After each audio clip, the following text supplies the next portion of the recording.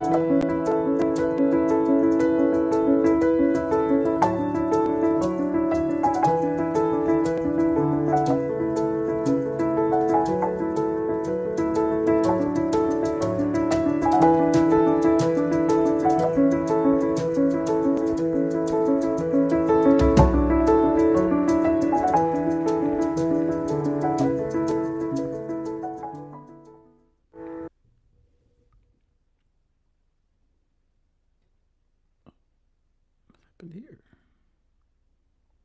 Let's get out of here. It's over.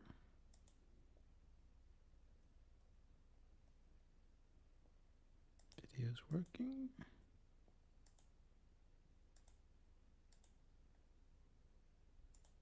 There we go. I was a little nervous right there. Goodness. All right. Well, let's try this again. The little hiccup got me kind of confused, but welcome to another edition of the Creators Checkup. My name is honestly Paul. I'm the host and founder of Guiding Gigs. Going live today on Instagram, YouTube, and LinkedIn. I think those are the three places we're going to go live today. We do this every Friday at 11 a.m. Eastern. Sometimes people can't join us live, so I decided to, hey, let's just make sure people can join on the replay. You can watch this later if you are watching this later. Thank you. Please comment and let me know you're watching this later. So I want to get right to what we're talking about today, because I know people who join live, I don't want you to be waiting around and asking, okay, what exactly is going on here? We're going to be talking about starting over after 40 with your creative career. Starting over after 40.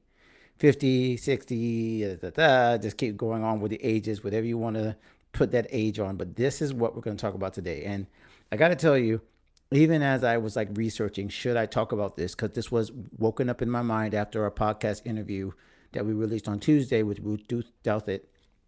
And so it was like, is this a topic that we need to discuss? Then I saw a couple of other people in our podcasting universe sharing about starting after 50.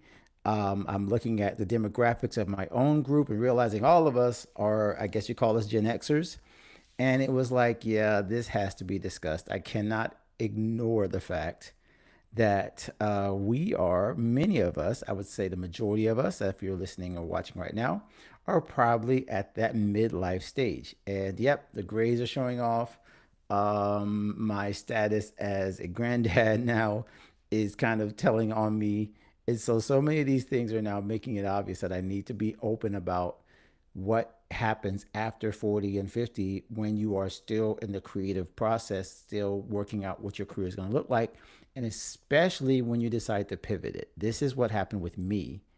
And so even as I started to research it, like I said, I realized I've never really thought about the fact that my entire creative identity shifted after 40, because I've been doing this podcasting thing and writing for 10 years. That would make me 42 when I actually kind of started Guiding Gigs, when I started all these things. So none of this happened before my later years, whatever you want to call them, midlife years. So this actually hits home for me. So I hope that this will also hit home for you. If you're watching on replay, please let me know you're watching on replay. I know what I need to do. Once again, I always forget to come out of full screen so I can share some of these other things. Oh, and I haven't opened it yet. That would be another reason why I can't see it. So once again, half a second while I click around a bit to get to today's platform and today's presentation. If you're watching on Instagram, I cannot share my screen with you, which is why you'd probably be best served to join us over on YouTube, because I am showing stuff on my screen, which you cannot see. I sometimes do this on TikTok. Every once in a while, I just kind of try back and forth which one works. And it's no real big deal in terms of, whether this is like a TikTok or Instagram live stream. It may work. I don't know if it works. If it does, that's great. But I'm not going to stress it. All right, so let's see here if I got the share now that I can share. There it is. I couldn't find it at all. All right, so let's see if this has got this now. All right, so today the plan is to start with welcoming our new members and our former members, all of our great people at 360. That's our membership. That is kind of like the sponsor of this live stream, God and Gigs 360. You can find that at godandgigs.com/membership or godandgigs.com/app. That's where you find out how to join us in our membership. Don't have to worry about a Facebook group, Discord, any of that stuff. We own our own platform where we have no algorithms controlling what you see and what you share. Then we go to our podcast reminder, what we are sharing lately, which once again, that was kind of like the genesis, what gave me the idea for the podcast, or sorry, for today's live stream. Then we can get into our actual vital signs. The vital signs, all of these are taken from like the idea of going into a doctor. What does he do first? Well, he takes your vital signs. He checks out your heart, checks out the most important parts of you. That's what the vital signs is. And so we're going to talk about how you reinvent your creative life after 40, what actually goes into it, especially in terms of what God is speaking into you for that. Then we'll get into revitalizing, if I can talk, a low performing YouTube channel, which is what we did here. Definitely not hundreds of thousands of followers, but also not zero, which is what it was before we started using some tools. Then we're talking about the consult. I want to ask you guys, do you feel awkward when promoting your creative work? That is something I dealt with just yesterday. And we're going to talk about that. And I want to get your feelings on it, especially in the comments. So if you're watching later, please comment on any of these questions because you do not have to watch the live to be able to participate with this, okay? So welcome to any of our 360 creators who are able to join us. I want to definitely give a shout out to our newest member, Leandra. So Leandra, if you're able to join us or watch, welcome. I hope that you are feeling welcome. I want to make sure that I give you a welcome video. I don't think I've sent that to you yet. So if you've read it or seen it by now, that means I went ahead and made sure that that was in your chat. I know people have to figure out where things are in 360, but thank you so much for joining us. Of course, shout out to everybody else that's been with us for a while, from Vanessa and Linda and Simony and Manuel and Micah. Like everybody, you guys, thank you so much for joining us and being a part of our membership in our community. It makes our community incredible. And once again, if you're interested in joining us over there, always, we want more of people like us, who think like us, who want to grow like us, who want to do things where we glorify God, but we do so in the mainstream arts, entertainment, and content creation space. And we want to do that where we bless you. We want to help you and encourage you. So that's where you join us, godandgigs.com/membership. All right. Love to see you over there. Got some special, exciting things planned for August because we are right at the end of July. We did a cool theme of creative skill building. We encouraged everybody to kind of try something new this month. Some did it, some weren't able to, some kind of had different, like it was just, that's the goal. The challenge was never like, oh, everybody is perfectly going to do this. It's always, let's push each other and let's encourage each other. So that's what we did this last theme for the month. And now we're going to try a new theme, which we'll kind of hint at in the next couple of slides. And I'll give you kind of like an idea of what's coming up. Let's go ahead and move this. I see my screen is showing my mouse all the time, which is annoying. So hopefully I can move some stuff around so you don't see the mouse all the time. It's just one of those things. Just one of those things. All right. So let's move on to lately on the podcast. And this is, again, one of the, again, if you're watching on Instagram, you can't see this. But if you have seen or subscribed to our podcast, The God and Gigs Show, you'll know why this is the bringing up so many incredible thoughts and feelings about grief, loss, reinvention, and so much else that is in this episode 397 with Ruth Douthit. And so when I tell you again that this was so impactful for me because I did not realize the season I'm walking through with my family, I needed this. God knew I needed to hear this. God knew that other members of my family needed to hear this. God knew that there's other members of the creative community in God and Gigs that needed to hear this, because all of us, and it's a sad admission, but it's also 100% true, all of us deal at some point with loss. Death is inevitable. And I didn't know if I had the right language to even discuss it, but thank God I found this amazing creator, artist, and author who is able to talk about it because she is a grief support facilitator.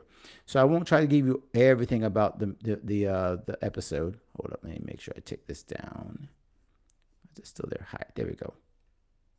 So I really want you to understand why I really want you to share this, okay? And again, if you are subscribed already, godandgigs.com/podcast, you can always find it. But if you want to go directly to the episode, godandgigs.com/397. As a matter of fact, I always want to make sure I open the chat.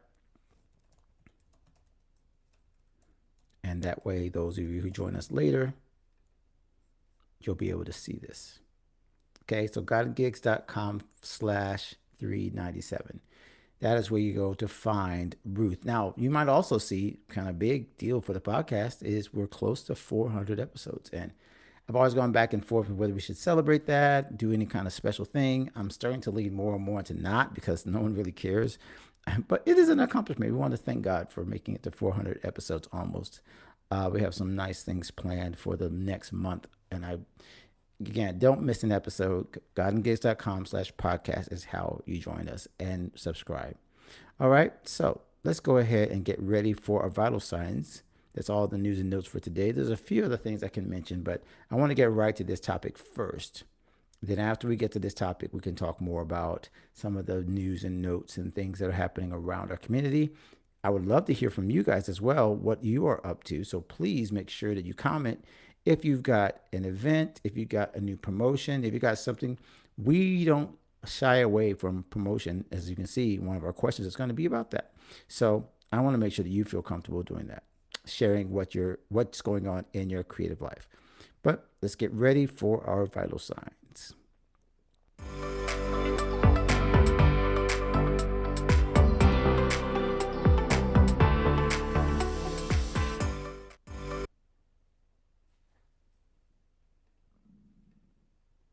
It's interesting. It's been kind of strange where some of the stingers have not been cutting off by themselves. I had to get to customer support about that. Riverside needs to let me know what's going on. Okay, so this topic, as I mentioned before, as I was opening, has so many layers to it.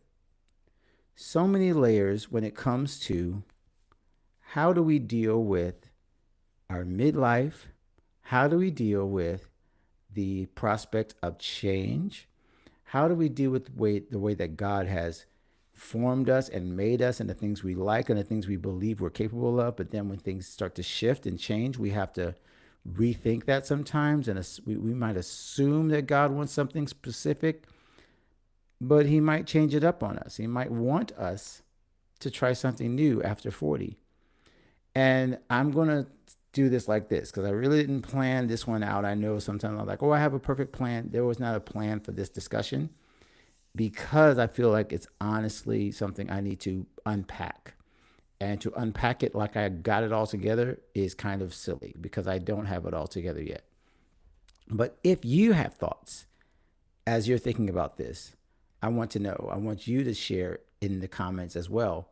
How are you dealing with, especially, of course, we're talking to our 40-somethings, our 50-somethings, our 60-somethings. We're talking to all of us, okay?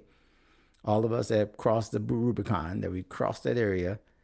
Now I want to talk about what we are doing to help facilitate this reinvention. Because here's the first thing I'll say, and I hope I'm not going too far, but again, I'm unpacking this in front of you. I do feel that God does pretty much, almost to the letter, almost mandate that there will be a shift in your creative vision, in your creative life, your life in the second half of your life. I read this book a while ago called Halftime, and it was talking about like just, the 40s and 50s and how the midlife crisis seems to be something that hits everybody. And yet, is it really a crisis? Do we all hit 40 and just have this kind of meltdown of, oh my gosh, what do I do with my life? Have I done the right things with my life? If you're a parent, you might be in the middle of parenting. You might be at the close to the end. Like I was at close to the end of parenting in my 40s because we had our kids so early. So there was a little bit of, again, of identity shift. There was identity shift, as I'm going to talk about, in my creative career. I have been a musician and continue to be a musician, but what I was playing, what I was doing was, okay, I don't know if I want to do this the rest of my life. And then there was the shift, as I mentioned, of podcasting and writing a book. And it's really tough, to be straight up with you, to kind of go back and think about that stage. When I started thinking about I should write a book, I should start a podcast. And again, at the time, I had just turned 40. I wrote the book in 2016, 15, 16, which means I had just hit I just hit 40 in 2014. So 42, 41, I'm like, yeah, it's time to try this. It's time to try this. So all of this happened. Again, I didn't have any idea of being an author. I was strictly writing. I'm sorry, strictly writing. It's so hard to think about this. Strictly playing music at that time. Okay. And again, not that I don't think that that shifted, because I am still a musician, but the layers that was added on to my creative career were all based on this kind of distinct shift that I felt this is not all I'm going to be doing. Right? I think that's the key shift that happened. And I would love to get your comments in terms of whether you felt at age 40, at age, let's say 45, whatever age it was, did you sense or feel that there was a shift happening? And what did that sense feel like? What were the whispers? What did God use to kind of give you that little nudge, if you felt it? And maybe you're in a space where you're in your 40s and 50s and you're not sure what that nudge is. You're not even sure what the next thing is, but you know it's something.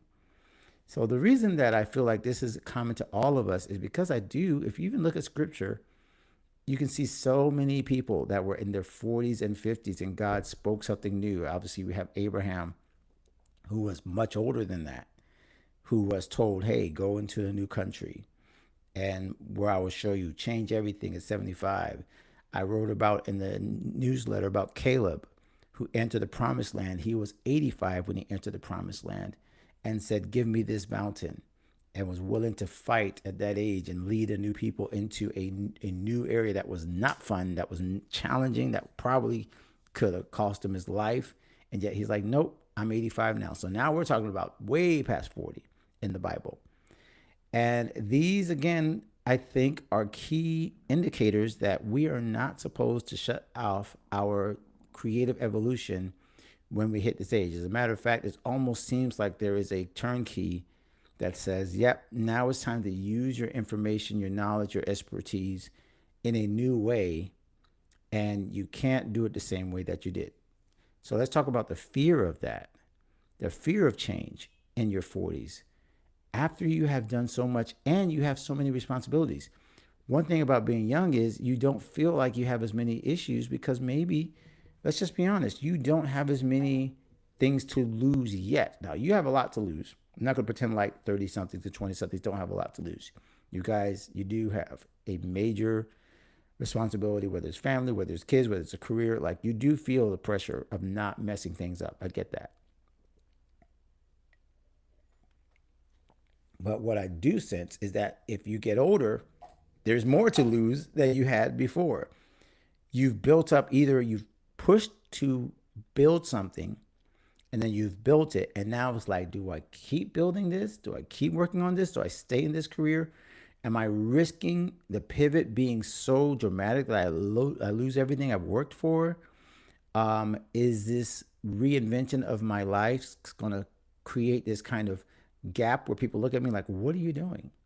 The comparison, the fear of being judged, all of these things can like ring in your mind, and you can say to yourself, no, this is not, I don't know if God wants this for me. I don't know if this feels like I'm getting out of the boat and walking on water, or trying to walk on water, and Jesus is telling me to come out. And I don't feel comfortable in my middle age going back to square one. Does that make sense?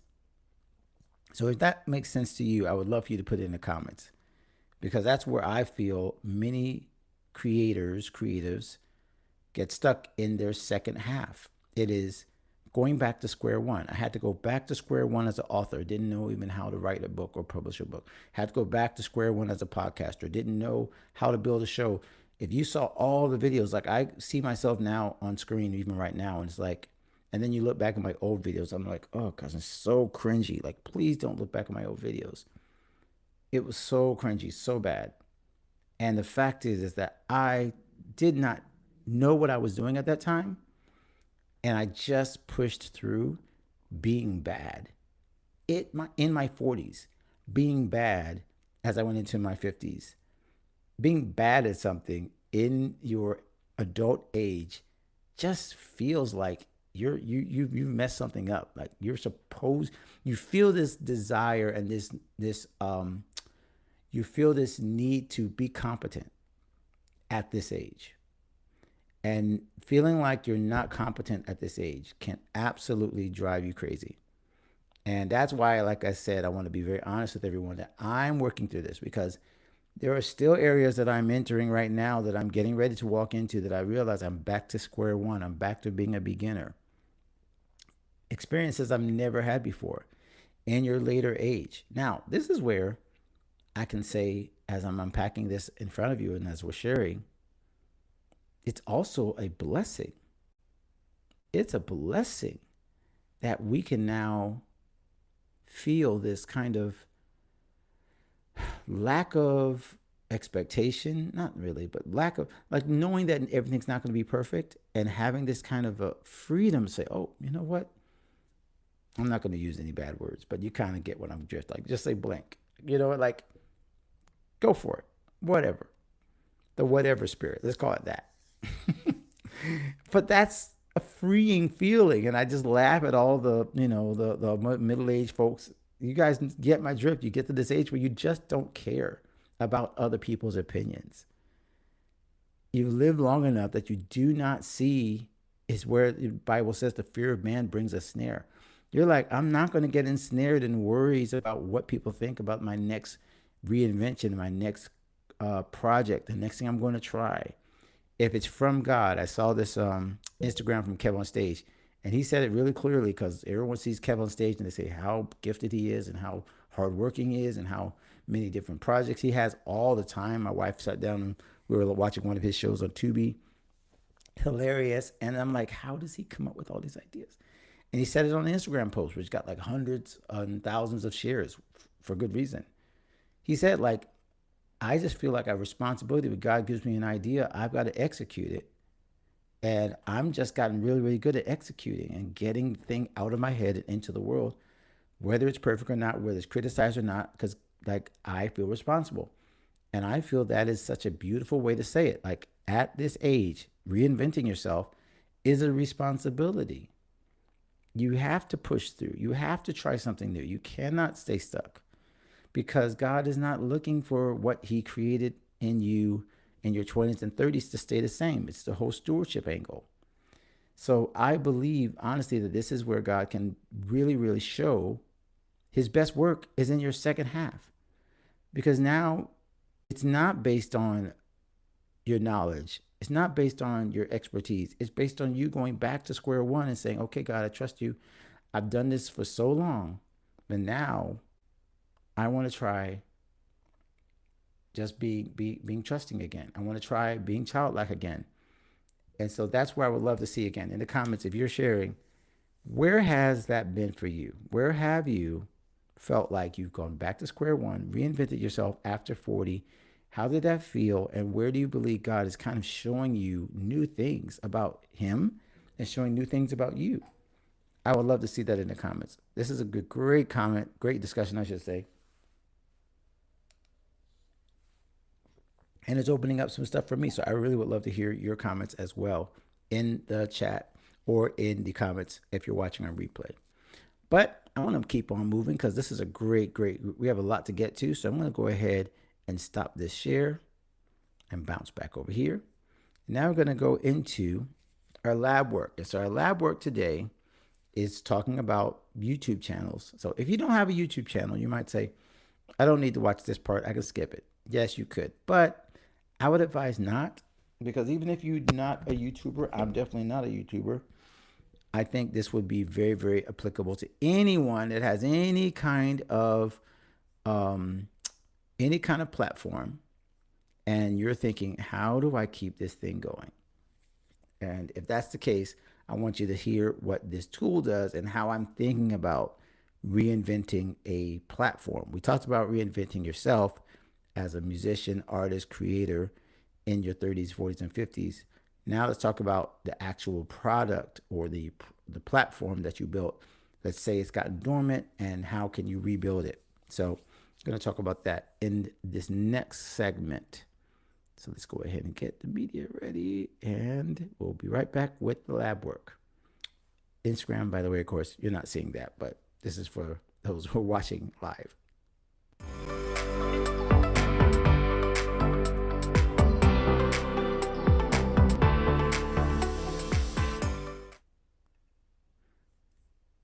All right, still getting this strange little hook that does not seem to be doing the right thing, but we'll see if it keeps working. So thank you guys for being patient while I keep fighting with screen share. All right, I think that's working. Let's switch it for half a second. All right, so today I want to share about this new tool, not new tool. I'm upgrading the tool. Good to see you, Mills. Jay Mills over here on Instagram, going live today on Instagram, just trying this out. We're on YouTube right now, so you're just watching me on YouTube. So you want to bounce over to YouTube, you actually see what I'm sharing, but I'm just like, fly on the wall type situations here. So what we're talking about now is revitalizing your channel. And so first of all, I want to be very, very honest with everyone. Like, I am not a YouTuber in terms of a professional YouTuber. Now, I do use YouTube as a podcaster, and I have gotten good results, I will say, from building old channels and getting them back to working at least respectably as a channel for engagement, for people to find our podcast that I work with my church. Like, I've gotten better at this than maybe a novice who's just like not even trying. Why? Because I have really done a lot of research and focused on what does it take to actually be successful on YouTube when you're not a YouTuber and you're not doing a lot of video production. I think that's one of the main differentiators that I need to make clear, that most of us, if you are a creator in podcasting, in music, like, YouTube is just the thing you have to do. Now, if you are an actual video creator, then of course YouTube might be like your native language. So if you've got better ideas than me, please share them in the comments. I would love to hear. I'm talking about an audio first, non-video person revitalizing a low performing YouTube channel, and how I have done it without necessarily totally buying all the cameras. I haven't bought any. I bought one camera, the one I'm using now, which is just a slight upgrade from a webcam. I do like it. I think it looks pretty good. And then upgrading in terms of my, I guess, my skills and the software I'm using. I have upgraded those, but I've never gone to a full video suite type situation with my video for YouTube. And yet, again, respectfully speaking, is not grown by leaps and bounds, but it has become a consistent driver of traffic where people find videos and find gotten gigs. Even when I didn't think they were looking, even when I thought the video was dead and it only had like 10 views, the point is that the right people seem to be finding them at the right time, which is cool, super cool. So I may do some screen sharing here. The tool that I'm going to be talking about is called vidIQ. And you might ask, okay, why are we talking about vidIQ? What is vidIQ? And why should I use it? Well, it's because for the same thing I just said. Because many of us do not have time to become professional YouTubers. I definitely don't want to be a professional YouTuber and spend so much time researching and trying to figure out thumbnails and keywords and all that. Like, that's not my wheelhouse. So the reason why I like using vidIQ, and there's a couple of other ones, but vidIQ is kind of like become like pretty much my go-to, is because of what it does to help me save that time in terms of research, in terms of all these things. So I'm going to go quickly. I'm going to go ahead and show you a little bit of my back end of vidIQ.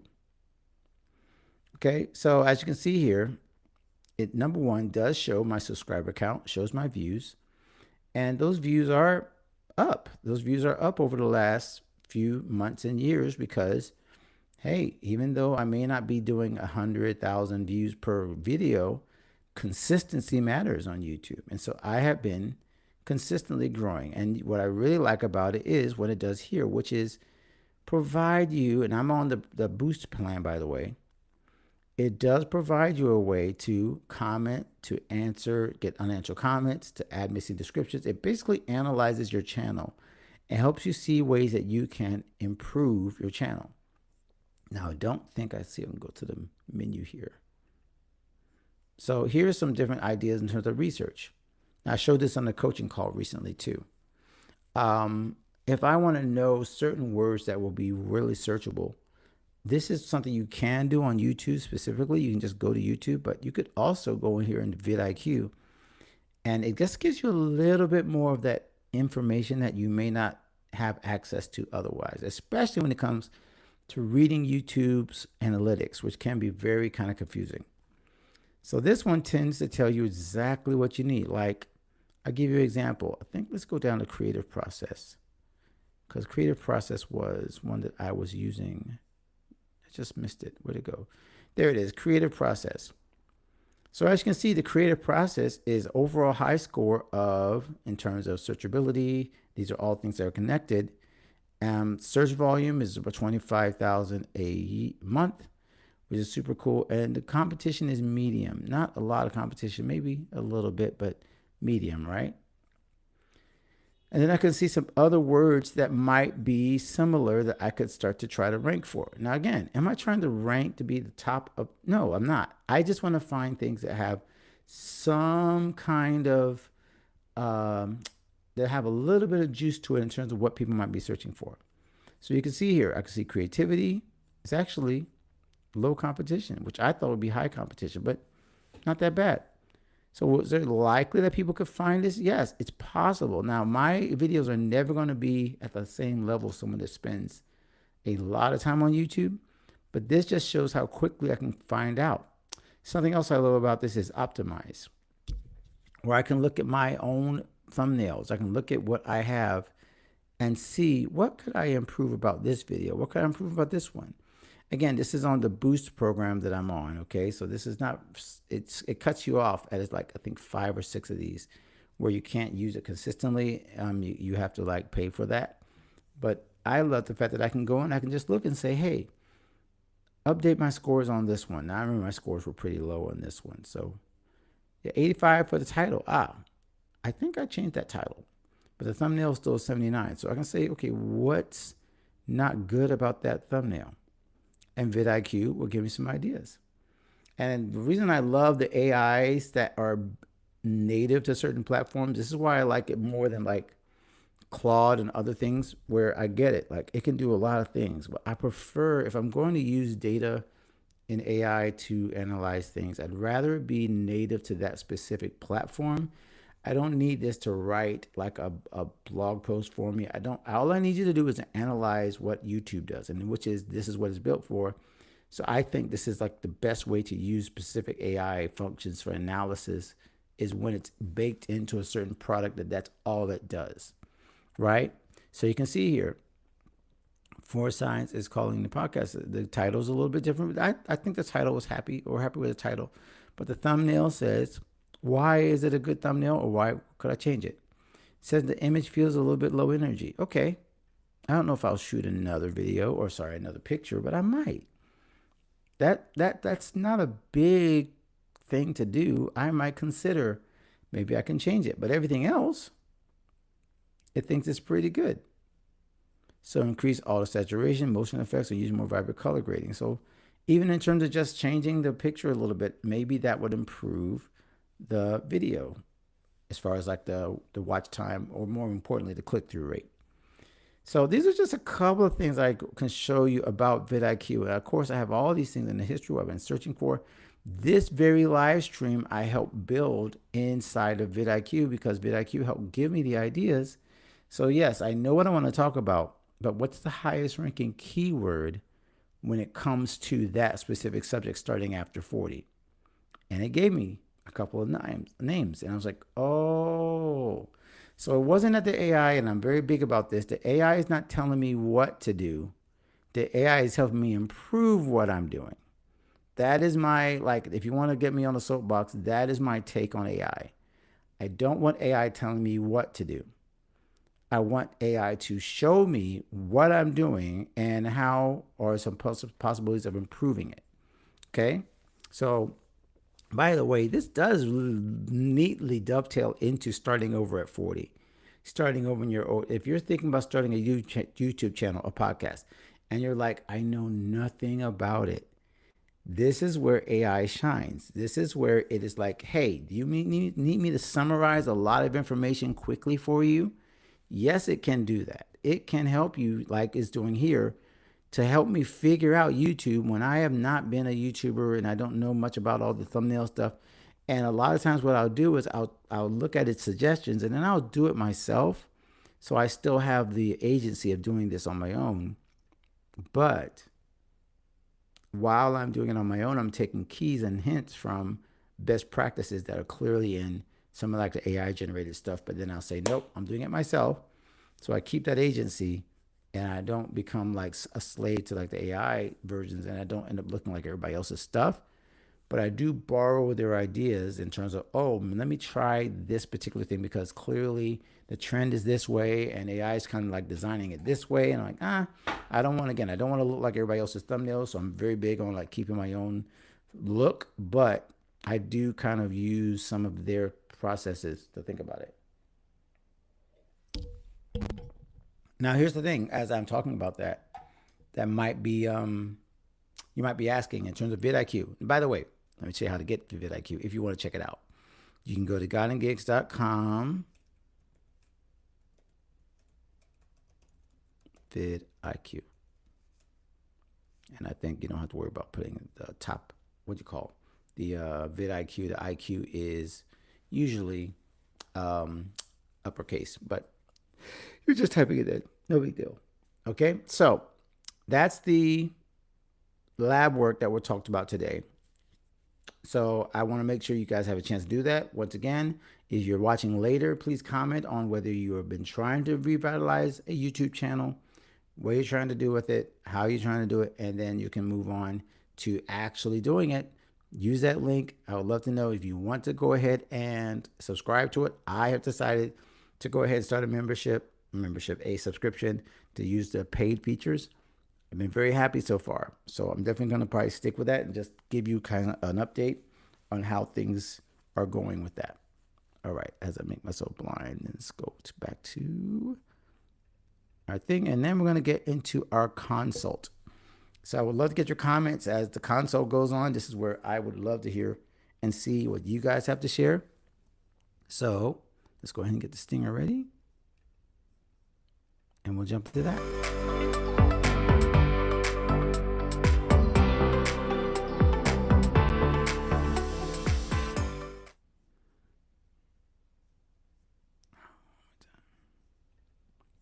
Gosh, yeah, I don't like that bug. I don't like having to sit and wait where there's darkness. That's not good. All right. So here's the question that actually makes me laugh. Um, my question is, do you feel awkward when you're promoting your creative work? And let me tell you why this popped in my head like very, very recently, yesterday, because I got to do a discovery, like get to know you call with a fellow podcaster. And basically I was doing what I'm doing now, which is sharing, helping, giving links. Hey, this is an affiliate link, but this is something I use. I am trying to be the least salesy as possible.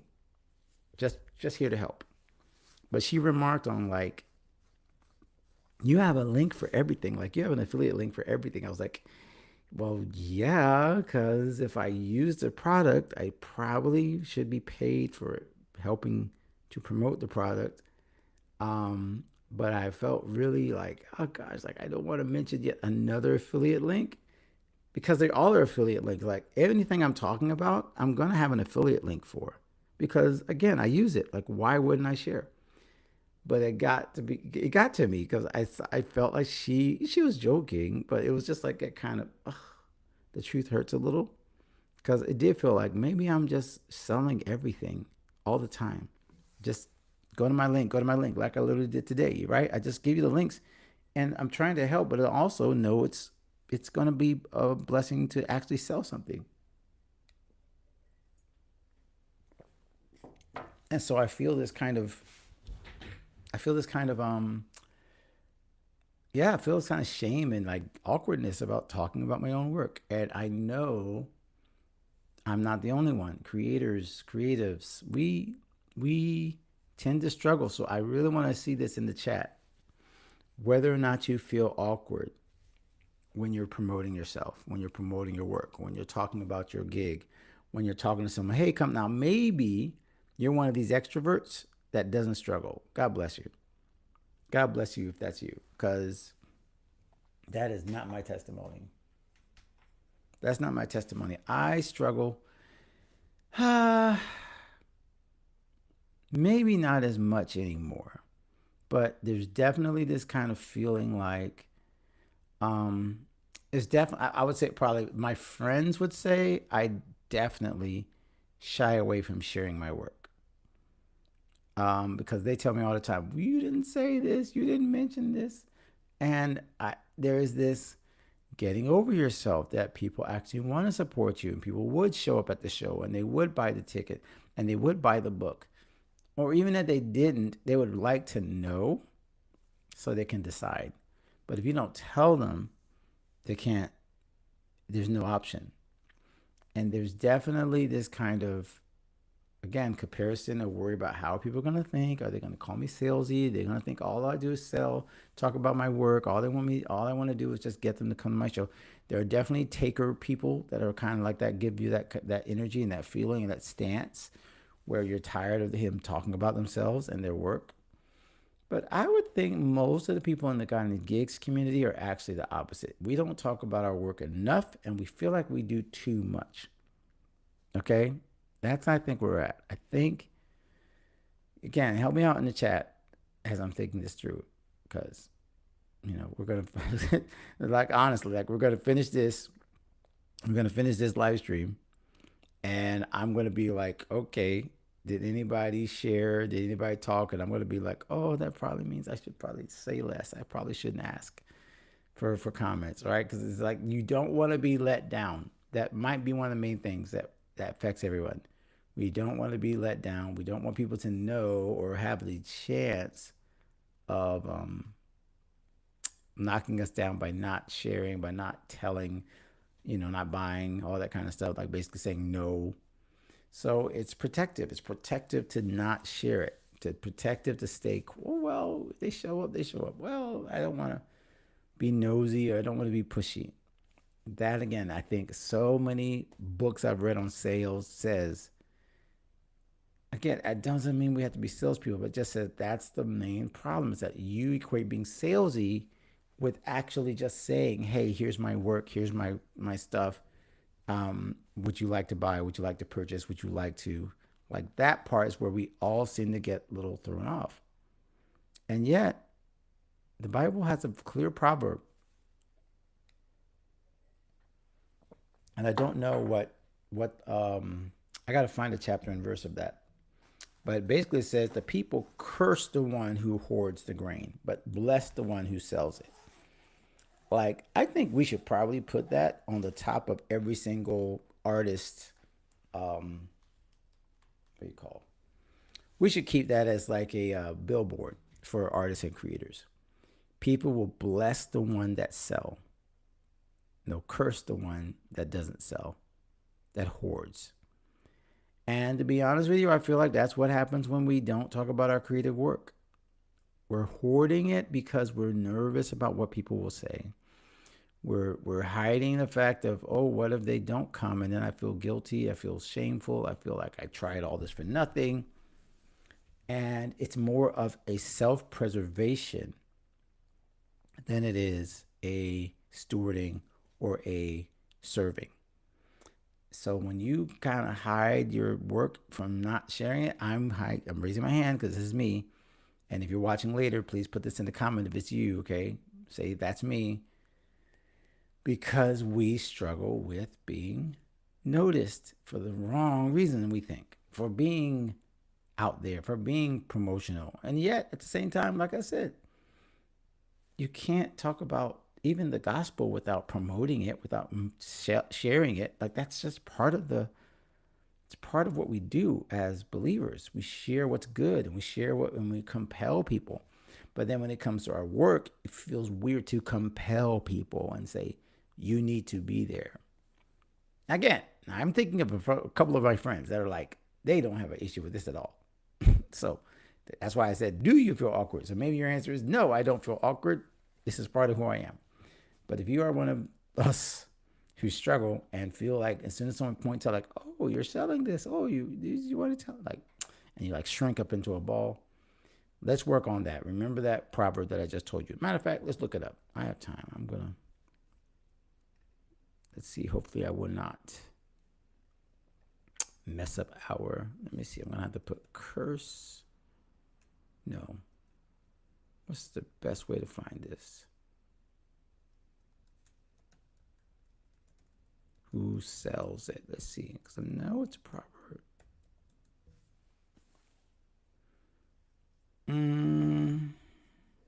Nope. I cannot find it. Y'all give me half a second. I'm going to find this. Hoards the grain. Maybe we'll find it under that. If someone finds it before I do, please let me know. NIV, they found it one time. Proverbs 11:26. People curse the one who hoards grain, but they pray God's blessing on the one who is willing to sell. And again, let's just be honest. I get it. They are talking about grain. They're talking about food. I get the Bible is talking about things that people need. But people need they need the creativity. They need what you create. They need to feel loved, understood, seen. They need to see beauty. They need to feel something. They need to be entertained. They need to be enlightened. They need to be blessed by your creative work. Hiding it under a bushel is the same sin as, pride. All these other sins that we don't want to do, but this is a sin to hide something that God gave you. And so, yes, I am talking to myself. You are not the only one, if you're watching this, that feels like promoting yourself feels really weird and awkward, but we can handle it. All right. Thank you so much for letting me share in that way. I was not even sure what I was going to get out of that conversation. As soon as I thought about it, I was like, ooh, that feels kind of weird, but I am looking forward to seeing your comments about that. All right. So almost to the end. I'm going to go ahead and do the stinger one more time just to have some fun with this. And let's get ready for our prescriptions, which is the final segment of our live stream each week.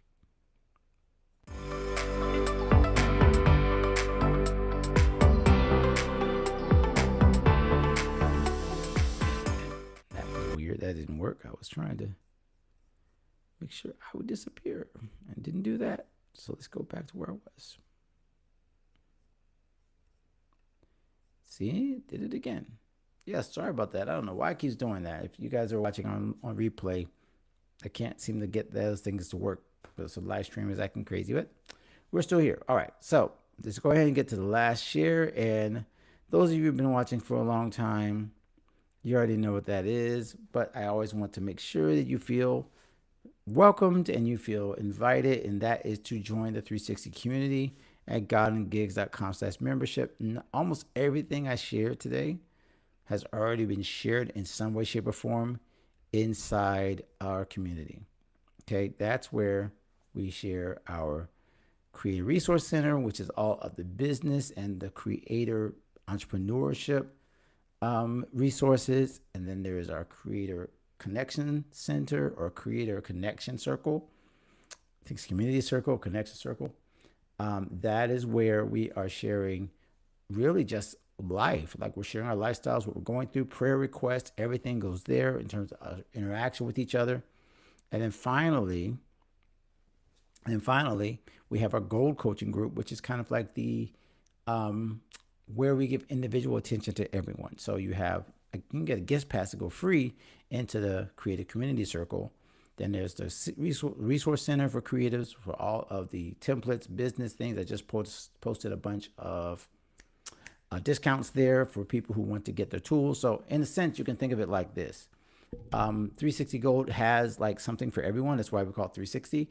But if you are not yet basically thinking about like being into the creative entrepreneurship lifestyle, then you would probably want to stick with, for now, the creator community circle. You can get into that through the guest pass. If you are currently actually working in your creative space, maybe you're just doing so very much as a serious hobby, but you are considering making money with this, or you want to grow it, then you want to join the Creative Resource Center. And then if you are actively in working through building and growing as a creator, and you know it's time for you to get some individual attention, then you want to join the gold group. So hopefully I broke that down well enough that it makes sense. I'm trying to find a link so I can see it. There we go. All right. So that is how you join Garden Gigs 360, gardengigs.com/membership. And as I mentioned, we got a ton of new members. Right now, I'm not even sure. I think we're at 60 members. Y'all mind if I take a quick glance? Let's see here. I honestly forget how many members we have. Of course, I'm always paying attention to our active members. Why do I just have a feeling that our YouTube didn't show up? I'm going to check our YouTube again because it was having issues. Sorry, at the end as I place a little bit of ADD moments. Just want to make sure everything is showing up. I would hate if... Okay, good. That's showing up. Cool. So let's go ahead and see how many members do we currently have. I would love for you guys to guess. You can guess in the comments. How many members are in Garden Gigs 360 currently? I don't know. Wait. Here is members. All right, here we go, guys. Whoa. I did not expect that number. I think I'm going to leave that open. I'm not gonna say the number. I want to see in the comments. Let's see who watches to the end. I will put at the end how many members we actually have. This means inactive and active, because there are some people who have membership and they just left off, and I get it. I've thought about archiving members, but a lot of times what happens is even if I archive them, their posts don't go away, and then they're like, so I just basically left even the inactive people, allow them to hang out. And if they join again, at least they have their profile. So that's what I've done with that. But I am curious how many members you think are actively in Garden Gigs 360 right now, especially our members. I want to know. Okay, and we'll put this as a poll question later. Maybe I shouldn't give you the answer, so I can put it in the membership. Yeah, that should be a fun question. But I would love for you to be a part of it, and then you could change the number, and then the number changes. As of now, that's the question. So yeah, and I really would like to see, because I can't tell you the number now. If I tell you a goal number, you know it's that number, so I don't want to tell you a goal. But let's just say it like this. I would love to add, at the end of the year, to have a certain a nice round number. And maybe we can reactivate some like bonuses. I've seen Lex Roman do this in her membership, where she reaches a certain tier, a certain amount of members, she unlocks a certain feature, which is super cool. So I can think of that. We can have some fun with this throughout the year and see if we can make it to some goal. But I don't want to give it away because I want to see what you guys guess, how many people are in Garden Gigs currently, active, inactive, all that kind of stuff. Like how many people are in our membership? And I'd be curious to see like what you guys think our size is. Because I'm really wondering like what the guesses are going to be. So this is going to be fun. All right. So I'll be checking through that and I'll respond on this live stream because we're almost at the end. I obviously won't get the answer right now. So we'll see you at the end. All right. But that's how you join us. Let's go ahead and get rid of that. Hi, there we go. And so, yeah, we're basically come to the end, about 4 minutes left in our time. And it always goes super fast. I'm always wondering, like, does this go fast for you guys? Does it feel like it's like long? Should we make it 30 minutes? Should we make it 45 minutes? Not sure. But I've gotten a lot of comments, even for people who watch on the replay. So I want to be very, very upfront. Live viewers have been, short or small. And so I've decided or thought about changing it to a different time. But different times, again, have to work for you. So if you'd like to do this at a different time, if you're watching on replay and you think this might be better to watch live later, or you could change the time so you can watch live, let me know. Same thing on Instagram, same thing, everybody. Let me know if you feel like we should change the time to this particular live stream. But again, like 11 o'clock, trying to get used to you guys feeling comfortable coming in during the day if you're available. And so I want to make sure not everything's at night. So that's why I gone ahead and kept it there.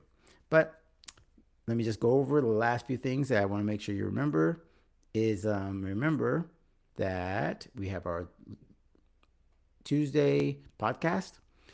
That will be next week coming up. It's going to be an incredible interview. I'm bringing back one of my favorite interviews ever from one of my favorite people ever. I'll just tease it like that.